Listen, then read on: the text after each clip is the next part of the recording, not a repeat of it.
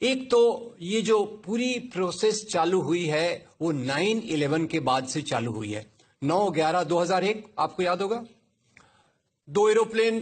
खैर मैं कुछ चीजें दोहरा रहा हूं ताकि हम समझ सके आईएस आया कहां से। ये ऊपर से टपका कि अंदर से कोई ऐसी चीज है जो इस कैंसर को बढ़ावा दे रही है।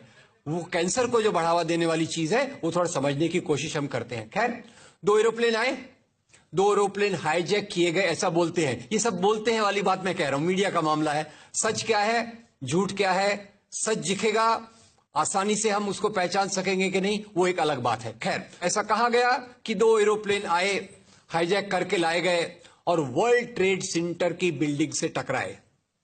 अब इतनी बड़ी बिल्डिंग थी, वो एरोप्लेन से गिर सकती कि नहीं, वो दूसरा सवाल। वो सवाल मैं सब अंदर छोड़ देता हूं, उस पर मैं नहीं जाऊंगा। बिल्डिंग नीचे बैठ गई और उसी के साथ करीब 3,000 लोग मारे गए। कुछ मैं सवाल पूछता हूं अपने दोस्तों से ताकि मेरी समझ भी बढ़े, आपकी समझ भी बढ़े। एक सवाल का जवाब दीजिए, ये 3,000 लोग जो मारे गए, ये लोग गुनाहगार थे या बेगुनाह थे? बेगुनाह थे। और इसके बाद वो ओसामा बिन लादेन, बुरा मत मानिएगा, मैं उसकी बहुत आलोचना करता हूं, वो कहता है ये अच्छा हुआ, ये जिहाद है, ऐसा और होना चाहिए, अल्लाह का शुक्र है। अब ये इस्लाम के नाम से उसने जो कह दिया, मेरे ख्याल से इस्लाम पे ये सबसे बड़ा अटैक था। और ये अटैक करने वाले के पीछे कौन था? क्या ओसामा बिन लादेन ऑटोमेटिक आ गया? ये अलकायदा कहां से बना? तो इसके बारे में भी बहुत गहरी सारी चीजें हैं जिसका मैंने स्टडी किया है, कुछ उस पर लिखा भी है। मैं बताता हूं, ये अलकायदा बनने की प्रोसेस की शुरुआत थी, बाद में जाकर आईएसआईएस में तब्दील होती है।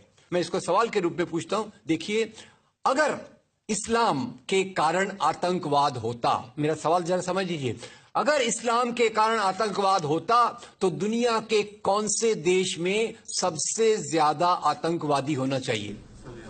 इंडोनेशिया में। सऊदी अरेबिया बहुत छोटा है, पता नहीं हमारे बंबई के बराबर भी है कि नहीं। सऊदी अरेबिया बहुत छोटा है, सबसे ज्यादा आतंकवाद होना चाहिए इंडोनेशिया में, दुनिया का सबसे बड़ा मुस्लिम देश। वहां इस प्रकार का आतंकवाद नहीं है। नंबर 2, वो एरिया देखिए, अभी सवाल आपको बताया गया उसको याद रखिएगा। इस दुनिया के आतंकवाद से, जिसको इस्लामिक आतंकवाद कहा जाता है गलती से, कैसा कहा जाता है वो भी मैं बताऊंगा, इस आतंकवाद से मारे जाने वाले ज्यादा लोग, इससे मारे जाने वाले ज्यादा लोग हिंदू हैं, मुसलमान हैं या क्रिश्चियंस हैं? मुस्लिम हैं। इस्लाम के नाम पे आतंकवाद है, सबसे ज्यादा कौन मारा जाता है? मुस्लिम। अब तीसरी बात का ख्याल कीजिए, किस एरिया में इसका लोकेशन है? This terrorism is located in which area? तो उस एरिया की मैं 3 आपको बातें बताता हूं। उस एरिया में, जिसको मैं वेस्ट एशिया कहता हूं, पश्चिम एशिया में 3 चीजें हैं। नंबर 1, वहां रहने वालों में मुसलमान ज्यादा है, यस नो? उसी एरिया में आतंकवाद ज्यादा है, उसी एरिया में तेल का खजाना है।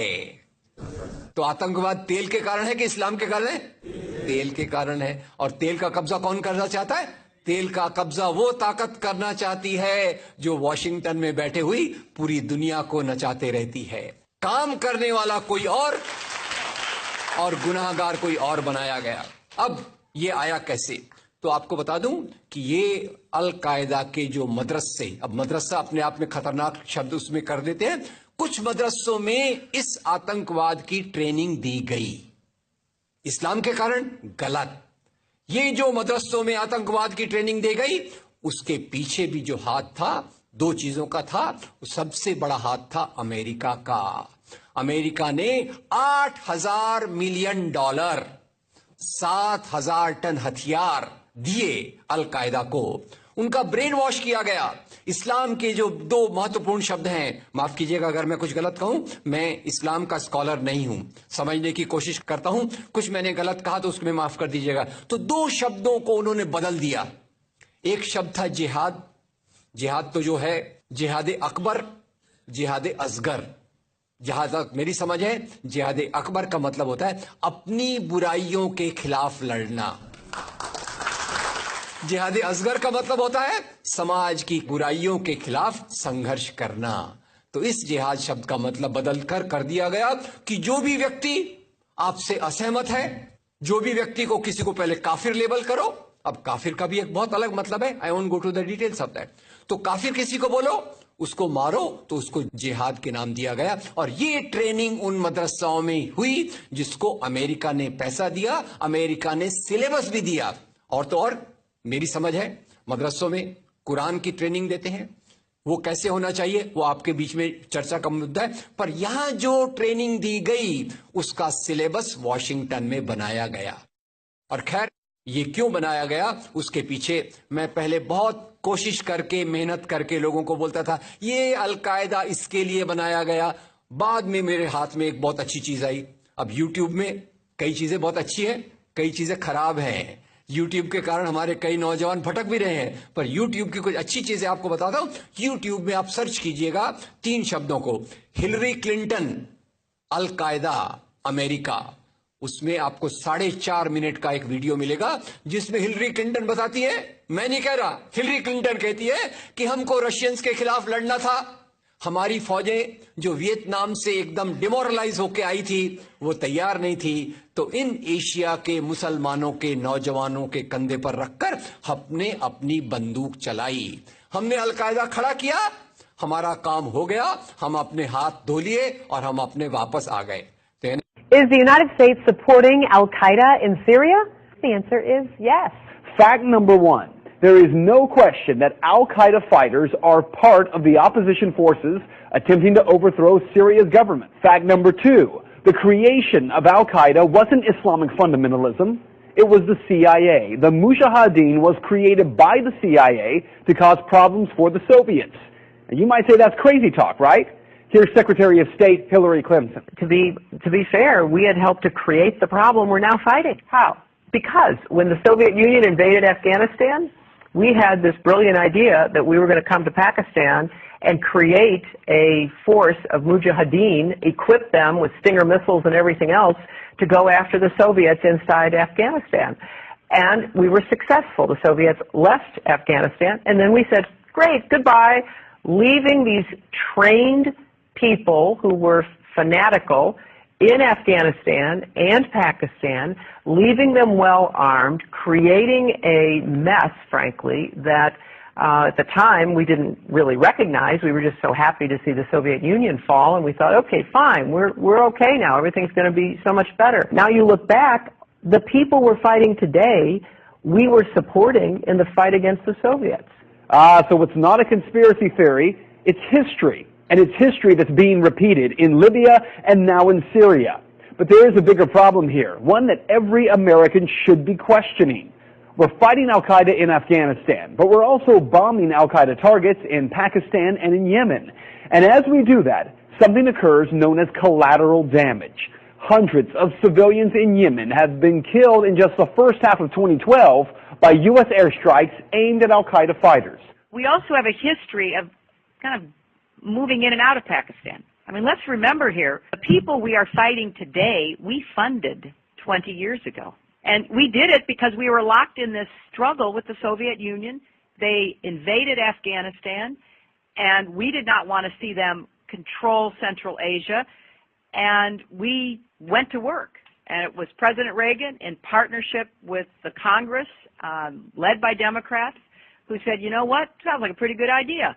Let's deal with the ISI and the Pakistani military, and let's go recruit these Mujahideen, and that's great. Let's get some to come from Saudi Arabia and other places, importing their Wahhabi brand of Islam so that we can go beat the Soviet Union.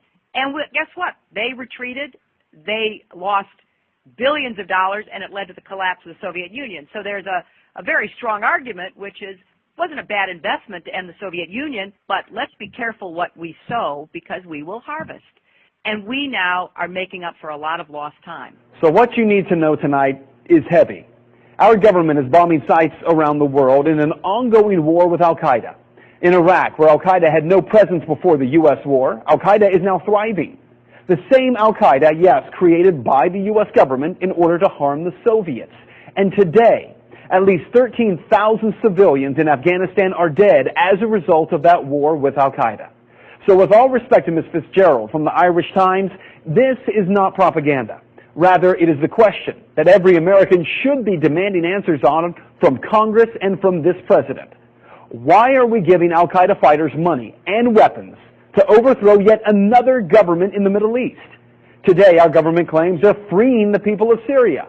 Tomorrow, if history tells us anything, we will be killing and wounding civilians in airstrikes and then referring to them as collateral damage in a war with an enemy who we brought to power. आ गए तो यानी हमने cancer के बीज डाल दिए, हम तो अपने देश में सुरक्षित हैं, उसका जो नतीजा भुगतना हो वो एशिया के लोग भुगते, वेस्ट एशिया के लोग भुगते। और उसी के साथ 9/11 के बाद उसी के साथ अमेरिकन मीडिया ने एक सबसे खराब काम किया, the most anti human act in the history of Mankind.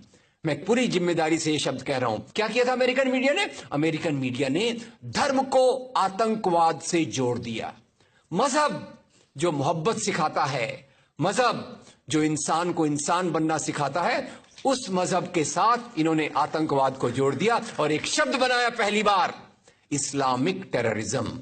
याद रखिए, दुनिया में आतंकवाद पहले भी हुआ है। याद रखिए आयरिश रिपब्लिकन आर्मी, याद रखिए खालिस्तान, याद रखिए नाथुराम गोडसे, याद रखिए इंदिरा गांधी का हत्यारा, याद रखिए राजीव गांधी का हत्यारा। आतंकवाद पहले भी हुए हैं, पर कभी भी मजहब को आतंकवाद के साथ नहीं जोड़ा गया। तो मैं मानता हूं अमेरिकन मीडिया ने अगर सबसे गंदा, सबसे एंटी ह्यूमन काम किया है तो इस जुमले का बनाना जिसको कहते हैं इस्लामिक टेररिज्म। अब इसके पीछे इस्लाम का कोई हाथ नहीं। जिहाद शब्द का मतलब बदल दिया गया और काफिर शब्द का मतलब बदल दिया गया। यहां से ब्रेन वॉश की एक प्रोसेस चालू हुई और इसी को मैं कहता हूं, ये प्रोसेस जो चालू की, ये प्रक्रिया एक कैंसर होती है।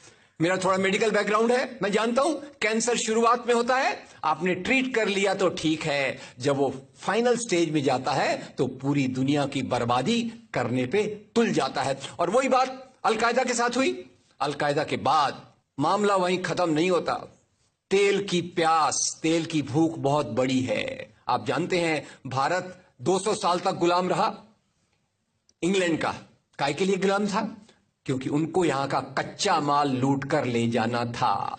After colonialism there is imperialism, और ये इंपीरियलिज्म चाहता है दुनिया के रॉ मटेरियल्स, दुनिया के रिसोर्सेस को लूटकर अपनी समृद्धि को, अपनी प्रॉस्पेरिटी को बढ़ाया जाए। और उसी के चलते उन्होंने एक और काम किया और वो काम था इराक पे हमला।